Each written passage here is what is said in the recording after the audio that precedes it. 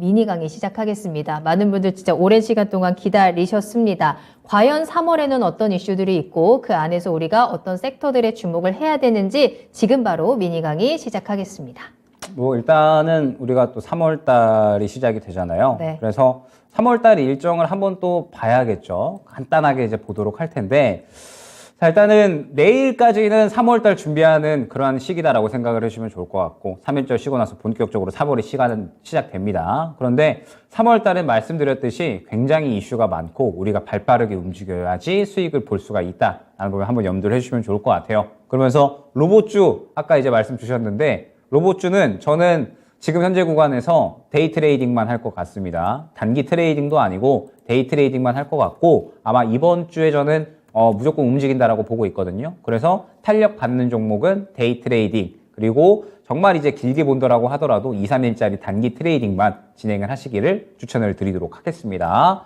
그러면서 이제 시작을 해본다라고 했을 때, 일단 3월 달에 이 경제 지표들과 여러 가지 일정들이 일괄적으로 또 진행이 되기 때문에 이 일정들에서 굉장히 좀 중요하게 봐야 된다라고 보고 있고, 일단 3월 1일 이 테슬라 인베스터 데이가 시작이 됩니다. 테슬라 인베스터 데이에는 말씀드렸듯이 이번에 테슬라가 보통 10년마다 이 청사진을 발표를 하거든요. 마스터 플랜이라고 해서 이제 2006년에 마스터 플랜 1, 그 다음에 이제 2016년에 마스터 플랜 2, 이번에 마스터 플랜 3가 발표가 될 거고, 이제 주요한 예측되는 내용으로는 이제 이 저가형 테슬라 모델이 나올 것이다. 그 다음에 스페이스 X와 관련된 스페이스 X가 또 어떻게 이 차량 쪽으로 활용이 될 것인가, 이러한 이야기들. 그 다음에 폐배터리 쪽도 이야기가 나올 수가 있습니다. 그렇기 때문에 이제 테슬라 인베스터 데이를 기점으로 해서 아마 2차 전지 관련된 종목들이 또 한 차례 움직일 수가 있거든요. 그러면은 테슬라에 직접적으로 납품을 하고 있는 뭐 LNF라든지 아니면은 약간의 이제 테마로 엮일 수가 있는 뭐 센트럴 모텍이라든지 뭐 이런 종목들 한번 이제 움직임 보면 좋을 것 같고, 그러면서 2차 전지 이슈가 테슬라뿐만 아니라 3월 달에는 IRA 가이던스 이슈가 있죠. IRA 가이던스가 발표가 되게 되면 태양광, 풍력 이슈 받을 수 있고요. 그 다음에 2차 전지 소재 쪽은 무조건 봐야 될 겁니다. 그러면 이제 우리가 생각을 해봐야 될 게 3월 달에 2차 전지 쪽이 굉장히 급등락 있게 움직일 수가 있겠구나. IRA가 발표가 되게 되면 결론적으로 2차 전지 소재 쪽은 저는 무관하게 그래도 충분히 수혜는 받을 수가 있다고 생각을 하고 있거든요. 때문에 이번 3월 달은 2차 전지 굉장히 좀 주목을 해야 될 것 같습니다. 그러면서 이제 IRA 가이던스 발표 일정은 아직까지 세부적으로 나오지는 않았는데, 어찌됐든 3월 1일에 테슬라 인베스터 데이 있고, 그 다음에 이제 IRA 가이던스까지 나오게 되면 굉장히 이제 시장이 좀 요동칠 수가 있다. 2차 전지 쪽이 요동칠 수가 있다라는 부분을 염두를 해주셔야 될 것 같고, 그 다음에 3월 4일 중국 양회 예정되어 있는데, 보통 이제 중국 양회는 양회 이전의 기대감으로 인해서 많이 움직입니다. 양회 기간 동안 혹은 그 이후에는 그렇게 크게 움직이지는 않거든요. 그런데 우리가 생각을 해야 될 게, 말씀드렸듯이 위드 코로나 정책 전환 이후에 처음으로 맞는 양회입니다. 그러면서 이번에 경제 정책 관련된 이야기들이 많이 나올 거예요. 중국에서. 이 경제 성장 목표치를 작년 대비 2배로 잡고 있거든요, 중국이. 그래서 인프라 투자 확대에 대한 이러한 이야기들이 굉장히 많이 나올 거라서 아마 중국 양회 이후에도 이 인프라 관련된 종목들은 탄력이 나올 수가 있지 않을까. 때문에 양회로 인해서 수혜 받을 수 있는 종목 쪽은 실질적으로 이제 실적 관련해서 수혜를 받을 수 있는 기업, 뭐 예를 들면 뭐 건설기계라든지 뭐 혹은 이제 인프라 관련된 종목들을 한번 지켜보시면 좋을 것 같습니다. 자, 그 다음에 이제 좀 시간이 지나서 3월 10일, 3월 9일에 뭐 이제 선물옵션 동시만기 있고, 3월 10일에 이제 고용동향 보고서가 발표가 됩니다. 가장 또 이제 중요한 지표 중에 하나겠죠.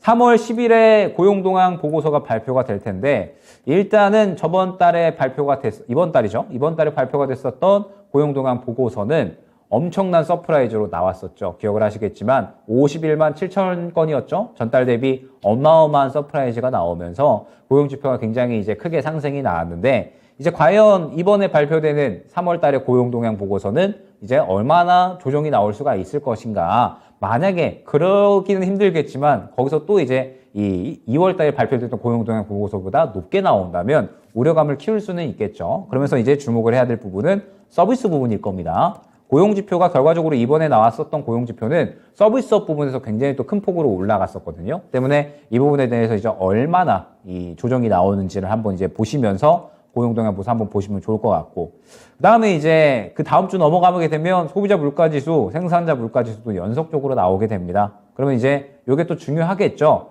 왜냐하면 3월 달에 저는 경제 지표가 더욱더 좀 중요하다라고 보고 있는 게 2월 달에 소비자 물가지수, 생산자 물가지수, PCE 지표까지 다 예상치 상회했습니다. 그런데 시장의 분위기가 생각보다 그렇게 나쁘지는 않았어요. 그러면은 지금 시장은 경제 지표가 좀 높다라고 하더라도 그래도 디스인플레는 시작이 되었다라고 어느 정도 생각을 하고 있는 것 같거든요. 그런데 만약에 3월 달에 경제 지표가 또 2연속 안 좋게 나온다라고 했을 때에는 우려감이 더더욱 커질 수가 있을 겁니다. 그러면은 아마 12월 달 장세, 12월 달 내내 한 달 내내 떨어졌었던 그러한 장세가 또 연출이 될 수가 있거든요. 때문에 일단은 그러한 부분들을 염두를 해서 경제 지표 3월 중순에 일괄적으로 발표가 되니까 요거 이제 한번 주요하게 보셨다가 이 결과 지표가 어떻게 나오는지, 그러면서 시장의 반응이 어떻게 진행이 되는지를 한번 보셔야 될 것 같습니다. 만약에 긍정적으로 나오게 되면은 시장은 또 다시 한번 순환매는 이어지면서 반등하는 그림 잡아가겠죠. 때문에 굉장히 CPI와 PPI가 어떻게 나오는지는 주요하게 보셔야 될 것 같고, 그러면서 FOMC 회의가 3월 22일에 발표가 됩니다. 3월 22일 FOMC에서는 역시나 가장 큰 화두는 빅스텝 할 것이냐, 그리고 빅스텝을 하지 않더라도 금리 목표치를 얼마나 끌고 갈 것이냐. 금리 목표치가 지금 시장이 원하는 거는 사실 5.25였거든요. 그런데 지금 이 5.25에서 6%까지 이야기가 나오고 있습니다. 그러면은 3월 달에 FOMC, 5월 달에 FOMC, 6월 달에 FOMC 이렇게 3연속으로 있는데 6%까지 올리려면 일단 빅스텝은 한 번은 해야 된다라는 얘기거든요. 때문에 이번 FOMC에서 베이비 스텝을 하든 혹은 이제 빅스텝을 진행을 하든 저는 금리 목표치가 5.5까지만 초과를 하지 않으면 괜찮다라고 생각을 합니다. 그러면은 그냥 5월달, 6월달 정도까지만 이제 금리 목표치 끌어올리면 그러면 이제 그 상태에서 쭉 유지가 된다라고 생각을 하거든요. 근데 만약에 이제 이 이상의 금리 목표치가 끌어올려진다라고 하면, 이 이상의 매파적인 발언이 나온다라고 하면 그것은 또 시장에서 굉장히 좀 위기감으로 받아들여질 수가 있기 때문에 이 부분을 또 주의하게 보셔야 될 것 같습니다. FOMC에서 과연 얼마나 연준 위원들이 매파적인 발언을 하는지, 혹은 뭐 비둘기적인 발언도 해줄 수가 있겠죠. 디스인플레는 시작이 되었다라든지. 그렇기 때문에 뭐 이러한 FOMC 결과도 봐야 될 것 같고, PCE도 이제 3월 말에 발표가 됐는데, 뭐 어찌됐든 전체적으로 이제 종합해서 말씀을 드리면 3월 달에는 우려감을 더욱더 키울 수 있을 만한 이슈들, 경제 지표가 또 발표가 되기 때문에 경제 지표가 어떻게 발표되는지에 따라서 우리가 또 매매를 꾸려나가는 방향성이 나뉠 겁니다. 경제 지표가 만약에 2개월 연속으로 안 좋게 나오게 되면은 시장이 또 크게 하락을 할 수가 있으니까 이 부분을 염두를 하시면서 3월 달에는 조금 더 보수적으로 진행을 하실 필요가 있을 것 같고, 다만 일정 자체는 2차 전지 관련된 이슈, 뭐 양회, 그 다음에 뭐 아까 말씀드렸던 시스템 반도체 등등 여러 가지 이슈가 또 산재에 있으니까 3월 달에는 중성주 순환매는 계속해서 이어질 것 같거든요. 그렇기 때문에 3월 달에 중성주 순환매는 계속해서 진행을 하시면서 조금 더 보수적인 매매 관점으로 한번 3월 달에 진행을 해보시면 어떨까 생각이 됩니다. 3월 참 바쁘네요. 우리도 바쁘게 움직여야 될 것 같습니다. 우려감은 계속해서 연속적으로 이어지는 상황에서 그 안에서 긍정적인 모멘텀들 찾아가시면 좋을 것 같고요. 2차 전지 한번 주목해 보셔도 좋을 것 같네요.